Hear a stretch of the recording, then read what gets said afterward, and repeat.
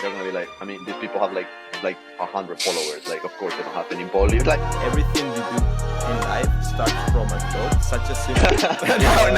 now everyone fucking. For one day to the other, I had 1 million. Hey guys, welcome to the Right Moods podcast. Thanks for tuning in. I'm here with Andy, Pablo, and Manu. My name's Chris, and today we're going to be talking about content creation and social media management.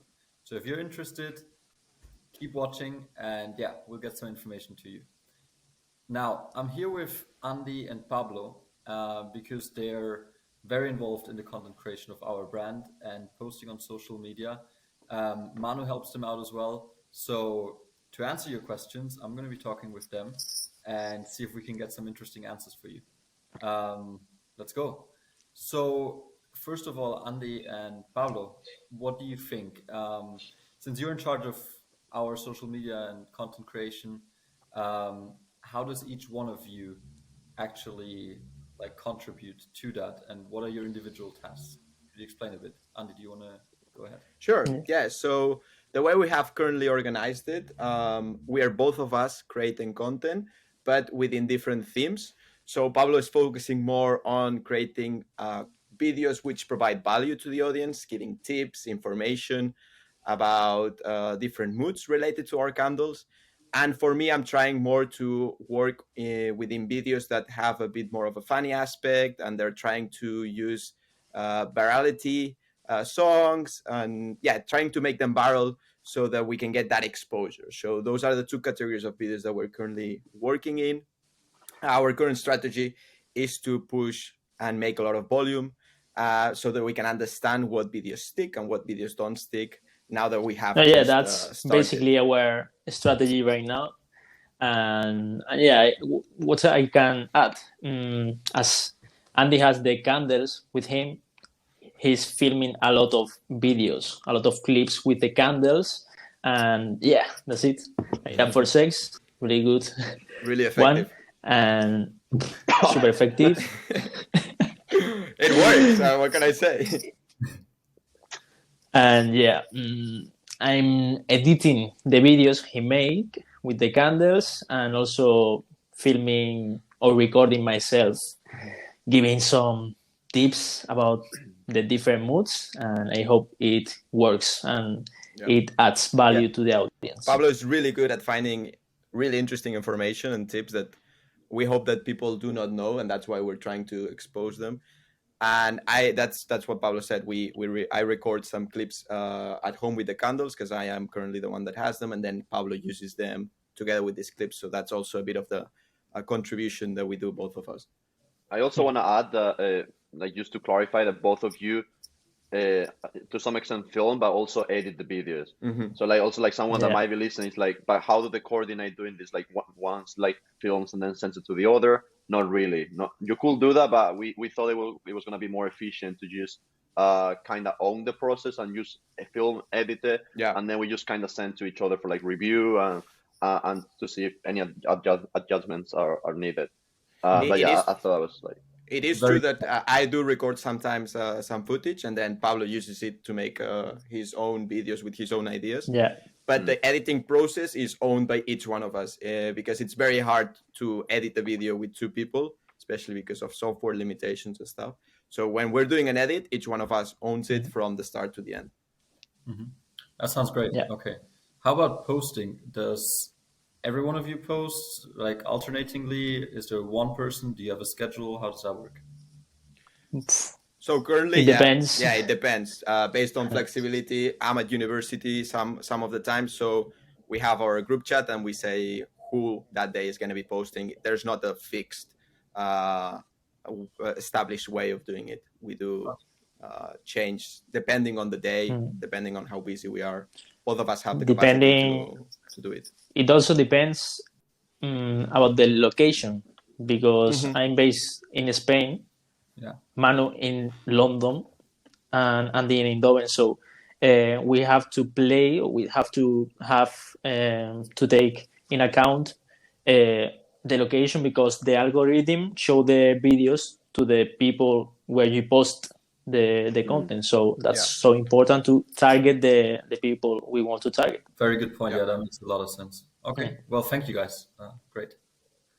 Now let's continue to the next question. So, well, since both of you, Andy and Pablo, you create content, you spend a lot of time in front of the camera, and I mean, I've seen your videos; they're great. And I always wonder, like, if I would be able to do something like that because I'm very shy. I'm not sure if I could like speak freely in front of the camera. I don't know if I'd feel comfortable.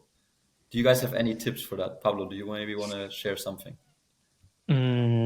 My biggest tip, I have two. Okay. The first one is nobody gives a fuck. You know, you have to bear that in mind. Then practice, and more practice.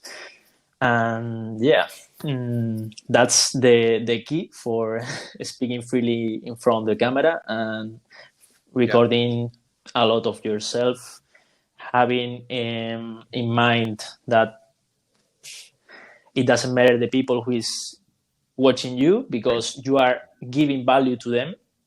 So you have to put above all that you are doing a good thing and your ego is out. Yeah, I think every content creator has experienced that.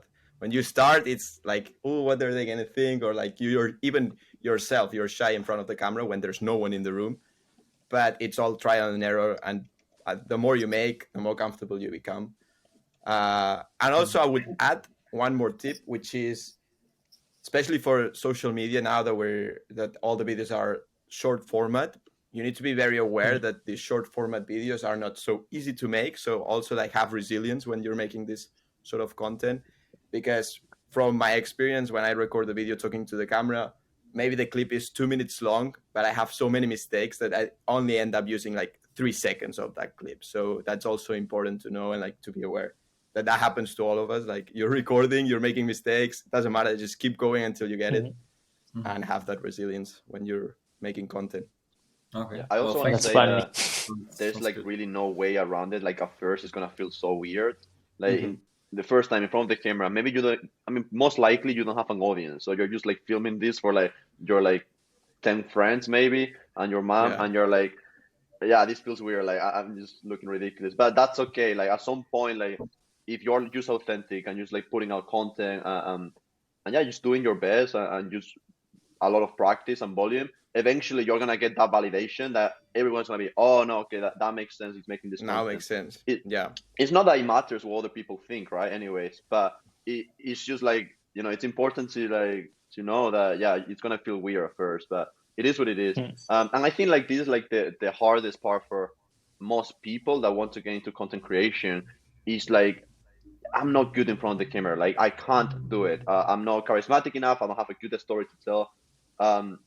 But it doesn't really matter. You are, you know, especially in your own way, you probably have like different point of view and you have something to say. It's also like really important. Like remember, like don't underestimate yourself because we may be interested in like hearing about your stories or like your point of view. And that's fine. So like I will also like hate to see how so many people just don't go for it when all they had to do was just like get started.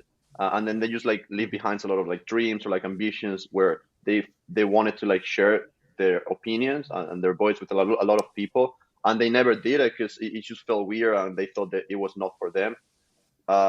So definitely like just get started. It's gonna feel weird at first, but it will be fine eventually.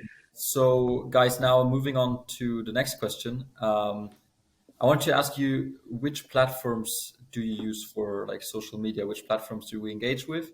And does the content vary for each platform? Is there some different things you focus on?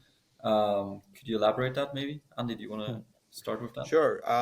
The main platforms that we're using is Instagram together with Facebook, then TikTok and YouTube. Those are the 4 platforms that we're posting our videos.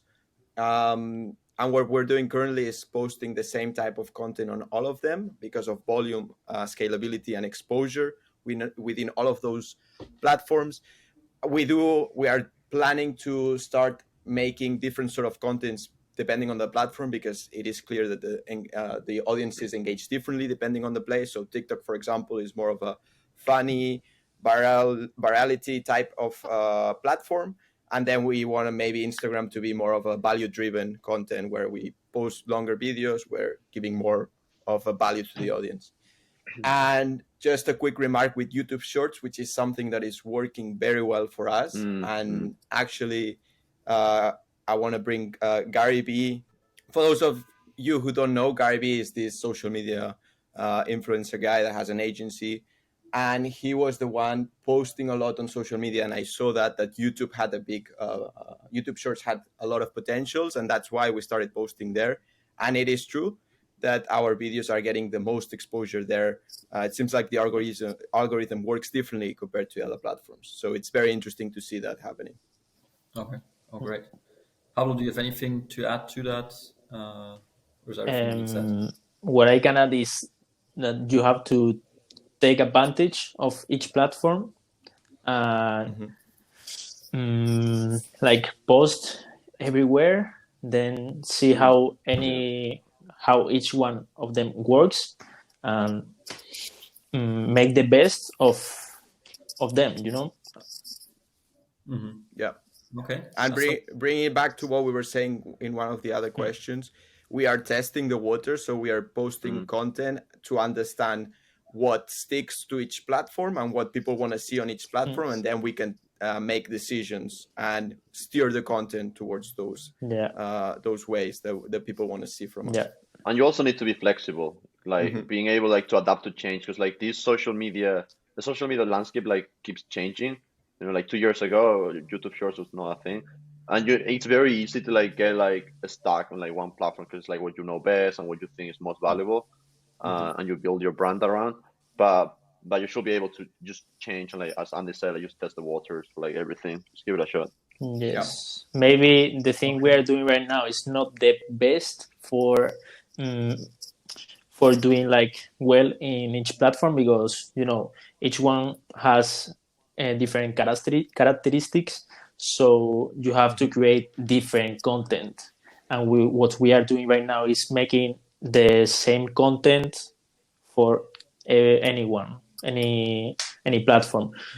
Maybe in a future we change that and we start making specifically the content for YouTube, Instagram, and the other ones. I mean, you have a point, because it's true that these platforms are like differing in their own way. Because also like it's important to know, like when you enter one platform, you're like as the audience, you're behaving differently.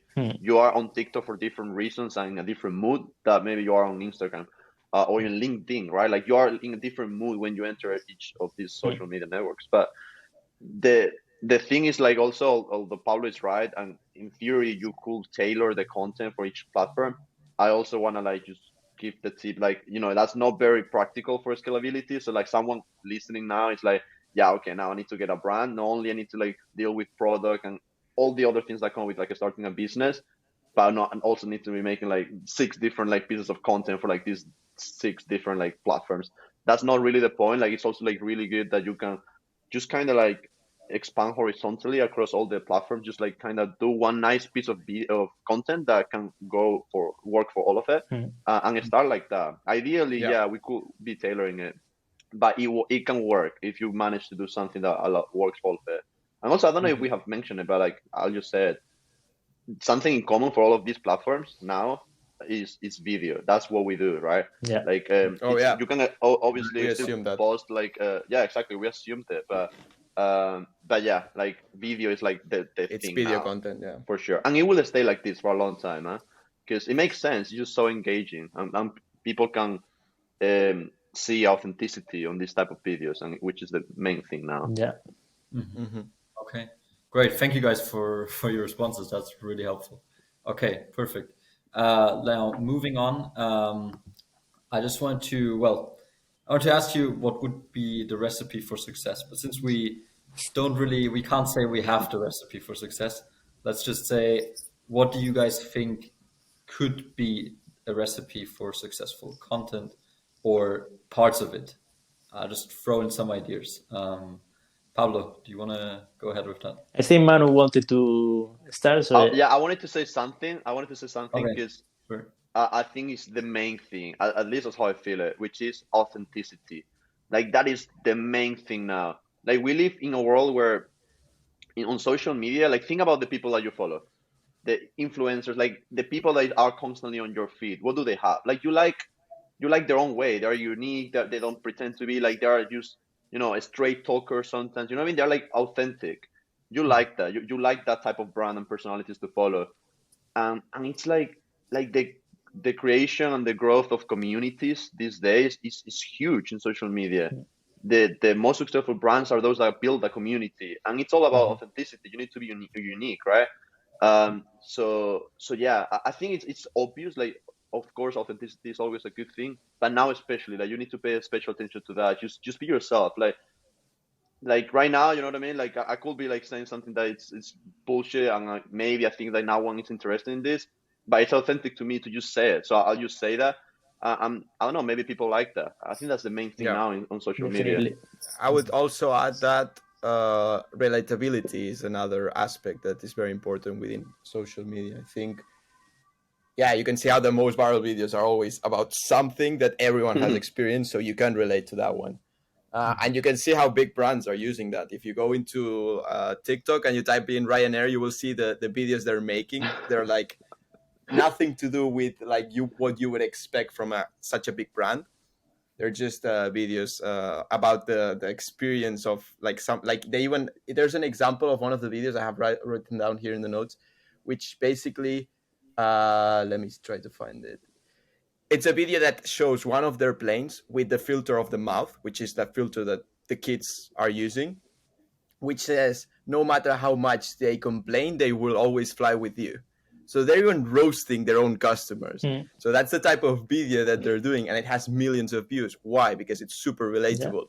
Everyone that has gone into a Ryanair plane knows that experience, but you always keep flying with them because they have the best prices. That's they just fully embrace that and make it super relatable. It's very interesting to see that happening.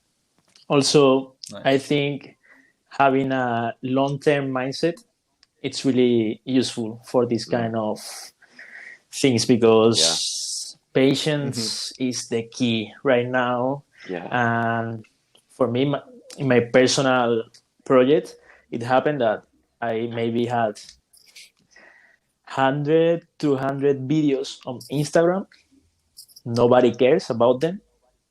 And in the 201, boom, on TikTok, for example, I was posting videos with maximum 10K visualizations, and for one day to the other, I had 1 million. So that's the power of TikTok, and that's the power of being practicing for a long time and then making a viral video. But it's not because of that video, it's because the rest or the ones that you have been done for the past times. Yeah, and like what you say also goes for like anything in life, really. It's like that's what people also call overnight success, right?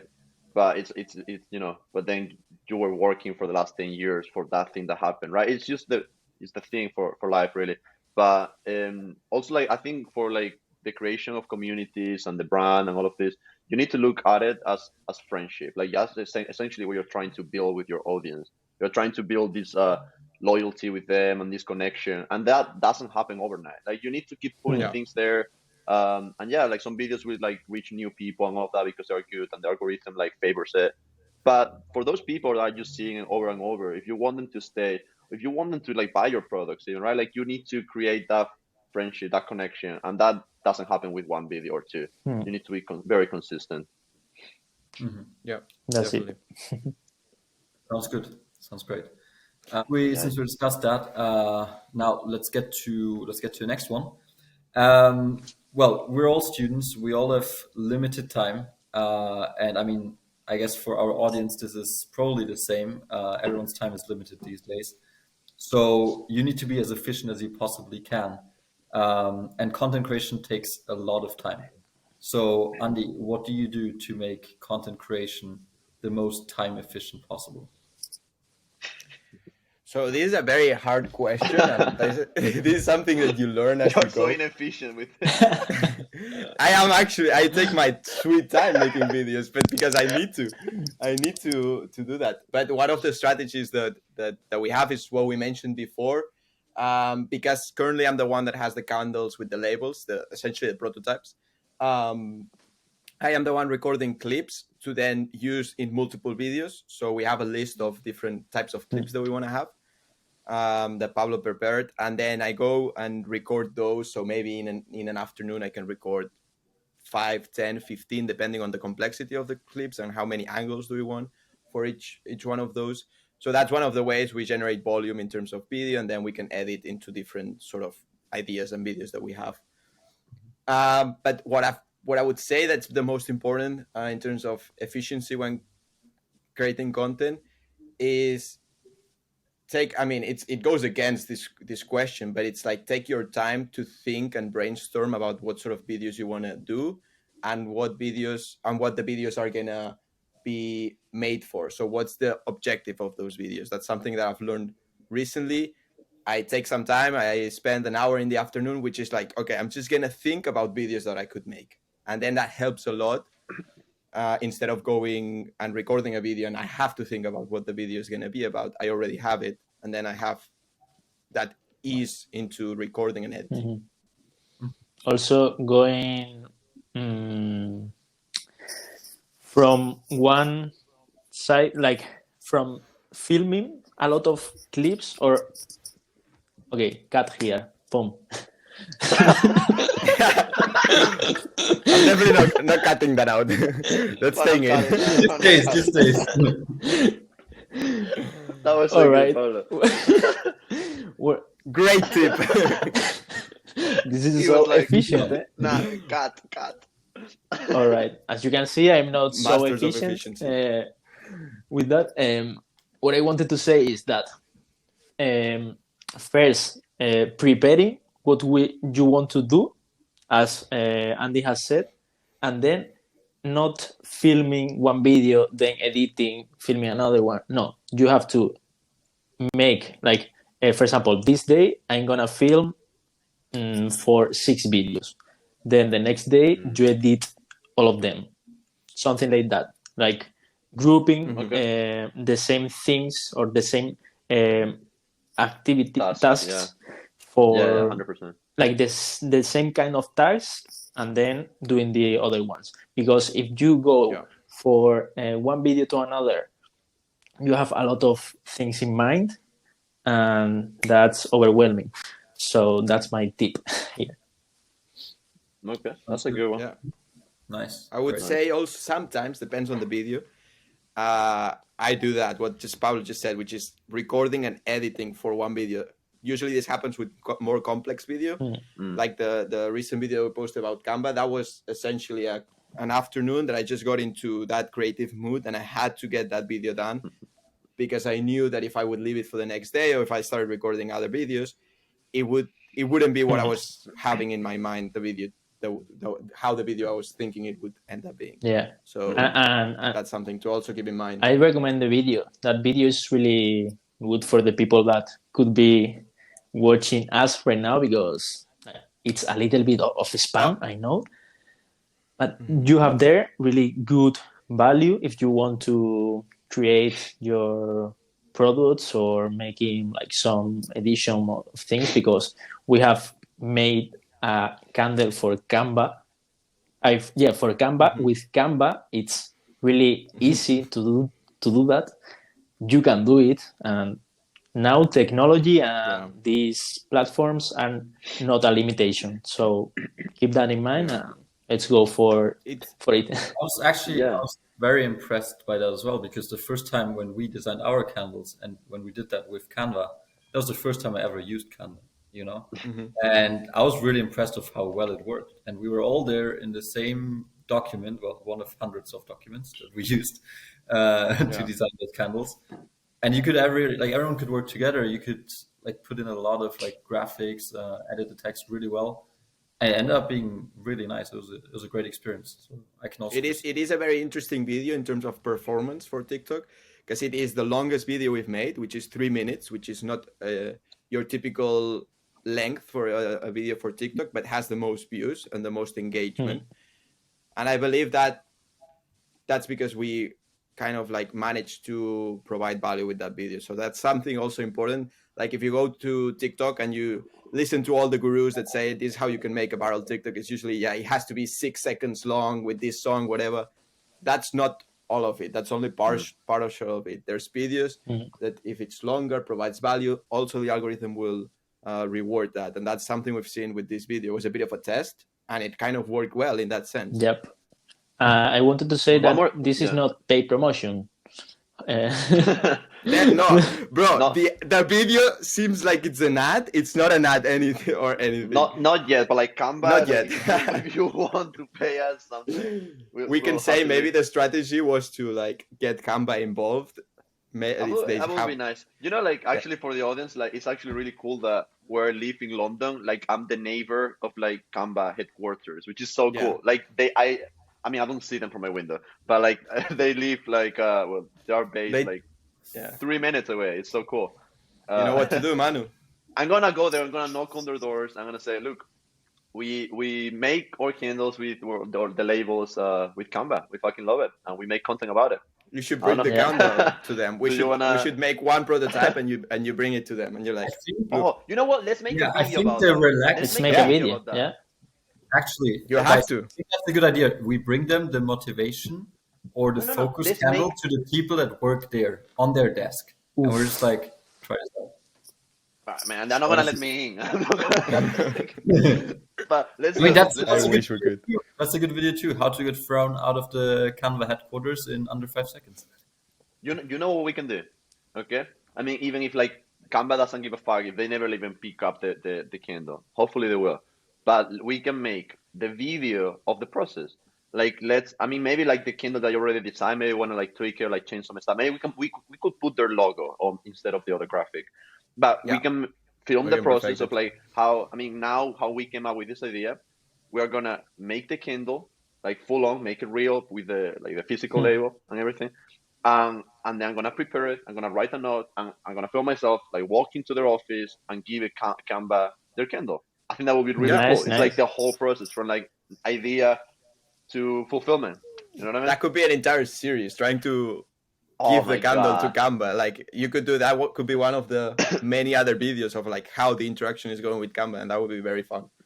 Or like, it's such a full circle thing, because it's like we love the software. That's why we're making this candle using their software. Like it's a full circle. Yeah.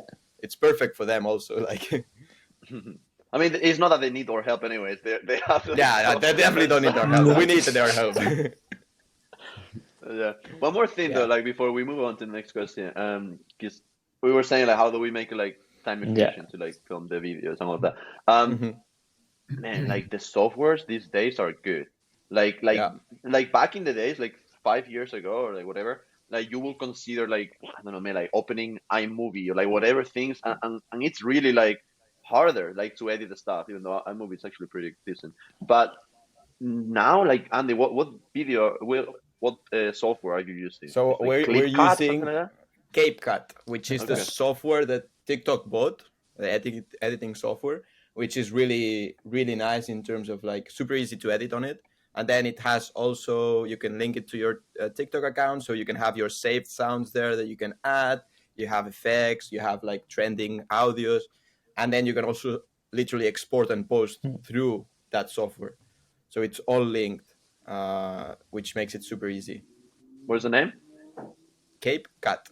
CapCut. Okay. This is not a sponsor either. Also not sponsored, but we'll make a video.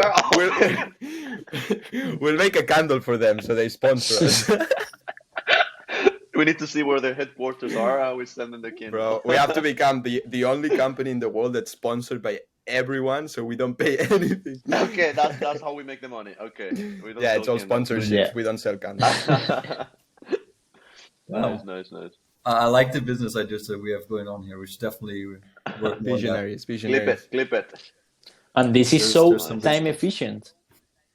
linking to the Yeah. question. It is. Yeah, We're brainstorming and like We're yeah. doing content and brainstorming everything at the yeah, same time. and also the So- the like making the content for the company, and then receiving sponsorships from them. Like it's catch It's 22. an infinite Yeah. loop.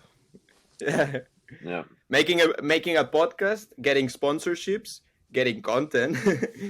That's all in one. What we're doing now. Getting the I mean, we don't have any sponsorship, but No, yeah, yeah. we get the idea. I hope to Yeah, get we it. don't nice. have any Yeah. sponsorship. No, it's nice. Okay, well, guys, what do you say? What do you say we move on from here? This has Yep. been a long question. Now, one question that's actually very important to myself that, like, I noticed myself having some trouble with that because, as you guys know, I'm in the customer support, so I take care of all the emails that come in whenever a customer has an issue, whenever they're angry. Well, also whenever they give positive feedback, but mostly when something didn't arrive or I don't know what happened, or they have any question, I'm responsible for replying. And we get a lot of emails sometimes. It gets very overwhelming, and a lot of times it stresses me out a lot. And like, I actually see myself getting very anxious because of that. I was actually wondering if the same happens to you guys on social media. Like, do the interactions on our social media sometimes overwhelm you? Or do you also get anxious when there's too much going on? What do you say about that? Yeah. Yeah. I will say, I mean, first of all, if anyone is listening, they're gonna be like, I mean, these people have like 100 followers. Like, of course they don't have any volume. Like what they're I will hope they are not stressed. No, but like Yeah. but like fair enough. I mean, for the people listening, like we also like work. I mean, we have another brand as well, e-commerce brand, and then Pablo has his own like content creation for like personal health and all of that. So he also interacts with people. So we have some experience there. And to be fair, I think it's not too bad.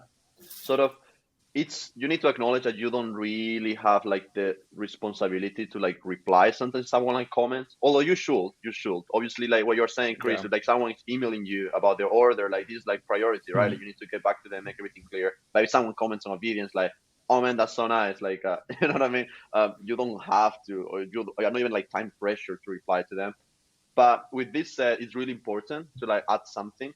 So on my experience, it's just say anything, just like kind of get back to the person again, like build this community, like interact. And it also feels so nice, interact with the audience. It's so cool. You feel also so much closer to the brand and the growth of the brand and everything when you are like talking to these people.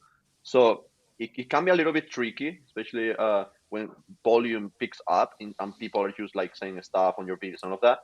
But try it. Just say something. Make it scalable for you. You don't have to like open a conversation with everyone that said this is such a cool video. You just need to say, "Hey man, like I Yeah. really appreciate it. Thank you. Stay tuned for the next one." You know what I mean? Just say something.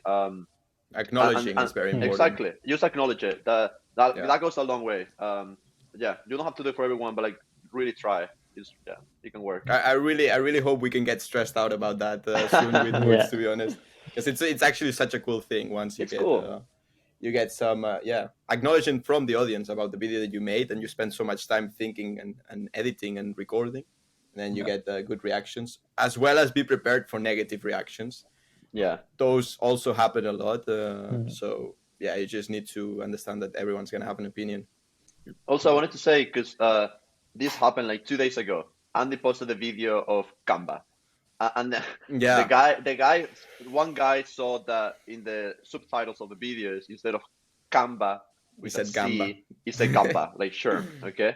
Yeah, In that's the Spanish, software. Sherm. That's the software mistake. Yeah. And then he commented on that, and I could have just said, or I could even haven't said anything, but I said, yeah, man, like we like a good gamba. Like, I said something really stupid, which also like goes a long way. Just fucking be funny and like whatever. You don't have to be serious with your customers or your audience. Like that's not the point. I just said that, and from that, he replied again. He was like, "No, but seriously, like good video, and we really appreciate that." And then I replied, "Thanks, man. Like as of right now, we're working on the next one. Stay tuned." And then he followed. You know what I mean? Like he was not a follower, but because you interacted with that person and you make a connection, he probably now is like a nice follower. Like the next time we post, he's probably gonna be more engaged. Like, oh, let's see and this These is Canva people- again. Yeah. yeah. You know what I mean? It's pretty fun. So yeah, try to interact with as many people as you can. No, that's a very good point you're making there. I really, because it's like these interactions, they're not all negative. A lot of them are very positive, and it's on social media where you can get a lot of good feedback. And also, like with the emails, to link back to how I started off in the customer support. I really need to say that like one thing that keeps me going, and I'm sure it's going to be the same for you guys once we pick up with that, is like the good like feedback and like seeing that the community is engaged, seeing that they like what you're doing, seeing people whenever there's a new product they place an order, seeing them message like with feedback, like they actually give you new ideas, and it's like one family, and like there's these people in the emails.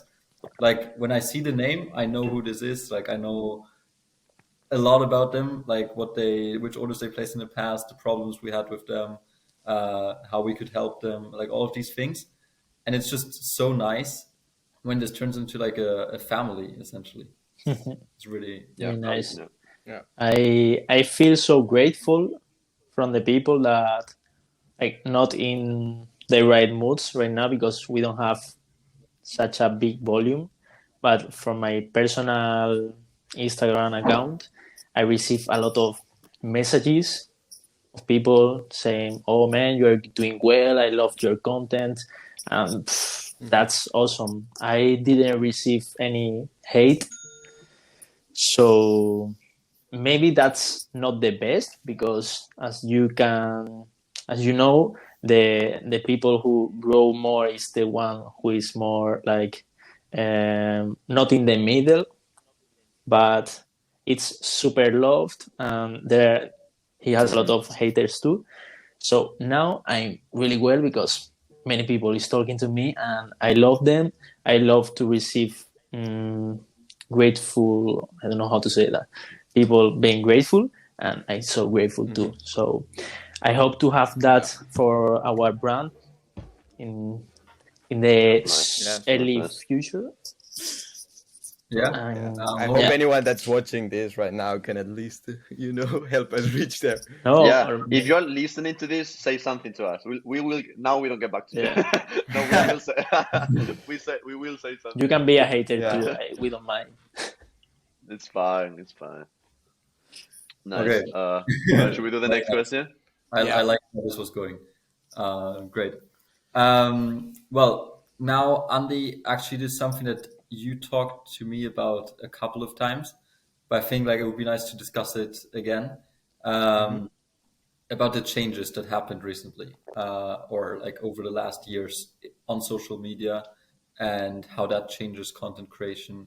My question is just, what are those changes? What has changed recently in the social media landscape? So everything is moving away from what used to be the age of Instagram and nice pictures and nice feeds towards video format, and specifically short video format.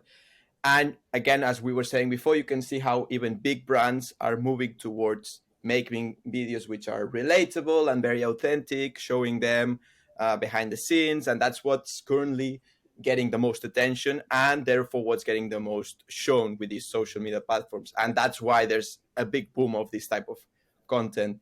And that's basically the main change in social media, and that has been happening throughout the last 2 years, I would say. We've definitely experienced that in firsthand with our other e-commerce brand. And it's something that we have to adapt, and it has to all flow within the brand and how you expose that brand to the world. I can put another example. I was talking about before about Ryanair. I think the other very good example of a brand that has been able to adapt super well is Duolingo. I mean, I think everyone has seen the videos that Duolingo post on TikTok with their board and making references to other brands like Google. Like they have this super amazing viral video of like when someone uses Google Translate to understand what someone's saying, and you see the bird like basically crying on the floor. It has like 12 or 20 million views. I don't know how many. Such a simple, basic, not high budget video that has such a big exposure that before it wouldn't be possible to get with any other sort of social media content. I would also like to add I mean, two things. The first one, I mean, I'm gonna be quick because I said it like 1,000 times. Authenticity, like it's not hasn't really been like a massive like change. Like it's always been important, but I feel like now like there's so much like also volume of like people creating content. Like you need to pick who you're gonna follow essentially. So if you're like fake, you're just always like pretending. You're not gonna be natural. You're not gonna be engaging.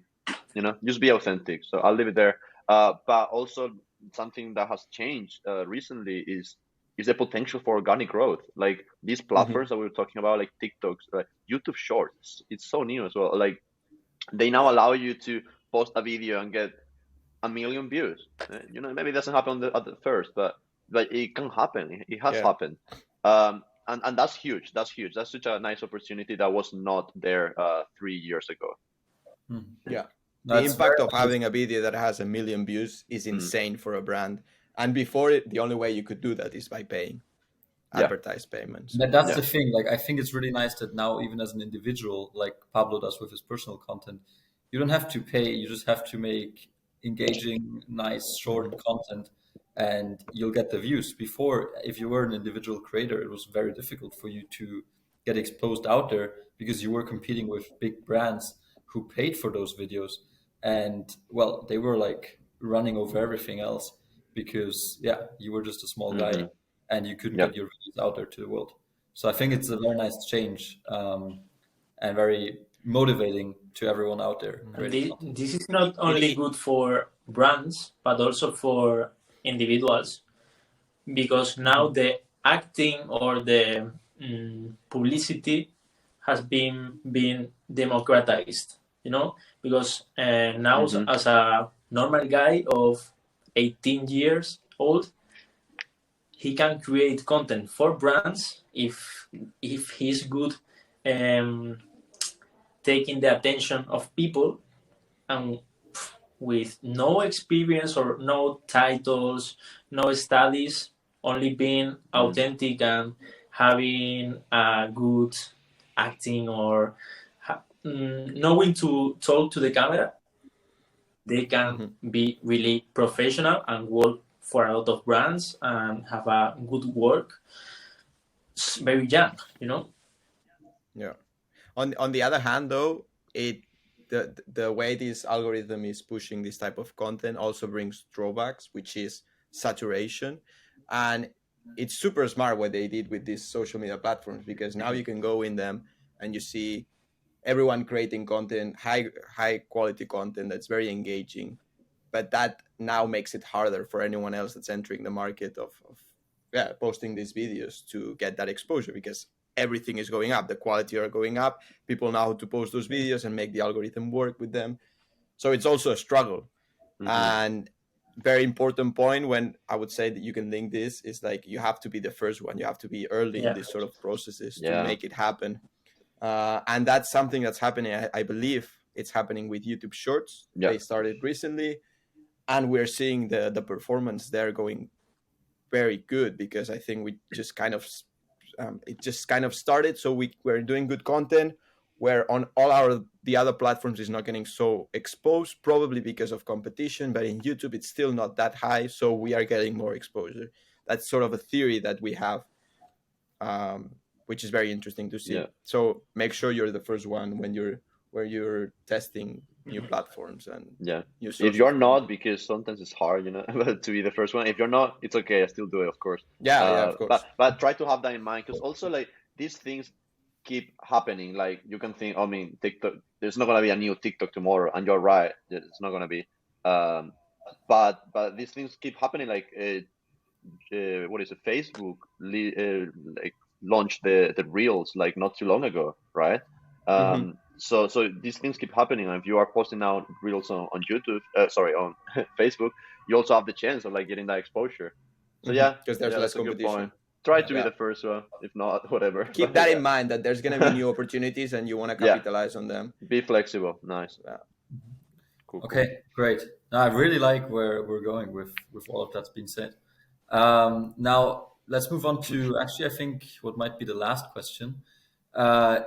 I'm not sure to what extent this has not already been said, but if you have any more tips for anyone starting in content creation, starting in social media management, what would those tips be? I think Manu knows the tip. Do you want to say it again? Be Authenticity. authentic, be authentic, man. Authenticity. That's the thing, man. Authenticity, relatability.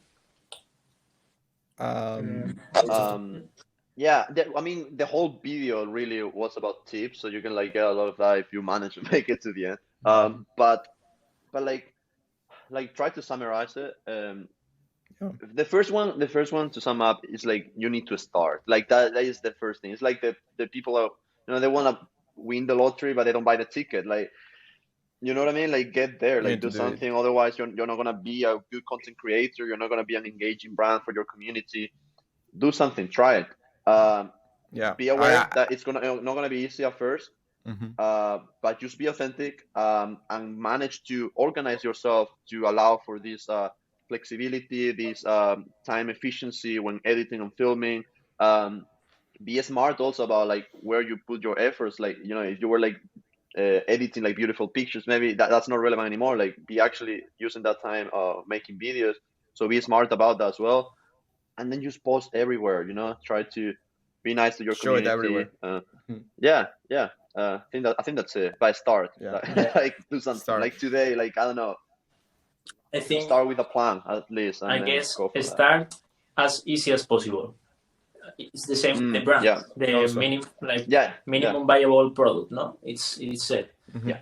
If you can record yourself for 10 minutes a day and create a video of 10 seconds, maybe from there, that's good. You're gonna be improving month by month or week by week. Yeah. So start easy, be constant, practice a lot. Don't give a fuck of what others think Yeah. about Don't you. give a fuck.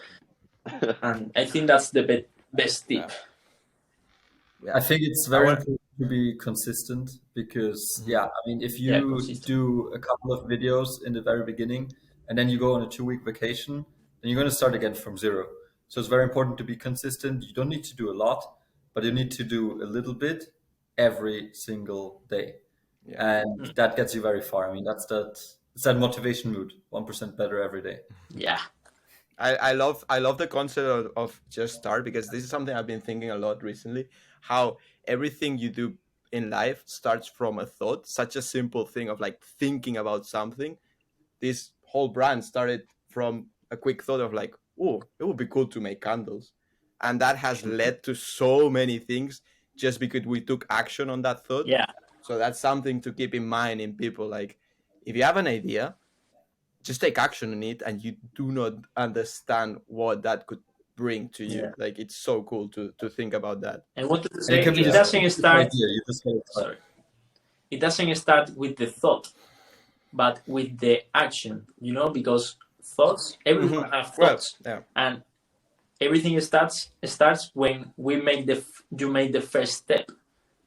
Without that step, nothing will happen. Yeah, but for me, it's so cool to think about that. It all starts with your mind triggering that idea. Of course, you need to take action on that if you want to make it a reality. But everyone has the capability, and everyone has ideas throughout the day. So it's all about, I have that idea, I'm gonna take action, and you don't understand what that could bring in the future. Yeah. It's also very important to have like a supportive environment. So like have people who actually push you, have people who believe in you. And if you don't have that, then just don't go and just do it anyways, because why not? And surround yourself, like work to surround yourself with the right people. And if you can, super valuable. I wanted to add that, as Manu said, authenticity is so important, but you won't achieve the authenticity you need, okay, if you don't practice enough. I mean, when you don't practice enough, you'll be uncomfortable in front of the camera. So it is in the moment where you have been a lot of time practicing that you feel like you are talking with a friend. And that's the goal for every content creator right now. Although I think there's a very fine line between practicing and learning something, like knowing, like kind of reading it off a script in a way. like practicing something so much that it feels like almost like very well acted out, which then again goes against the authenticity again. So it's like I think it's like a compromise of those two. You need to put it together somehow to actually be authentic. Yeah. I mean, it's just like what we're doing now. Like this is our second podcast. It's probably rubbish. Like maybe, but by the time we do 10, 20, you know what I mean, 30. I bet it's gonna be better. We'll try to clip it and compare like the podcast like number like 20 with this one. We probably like improve. So that's what we mean. Just try, be patient, and yeah.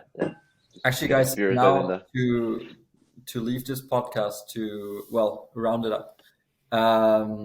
What do you guys think? We do like a quick feedback round. We think what went well this podcast. What should be better for the next one?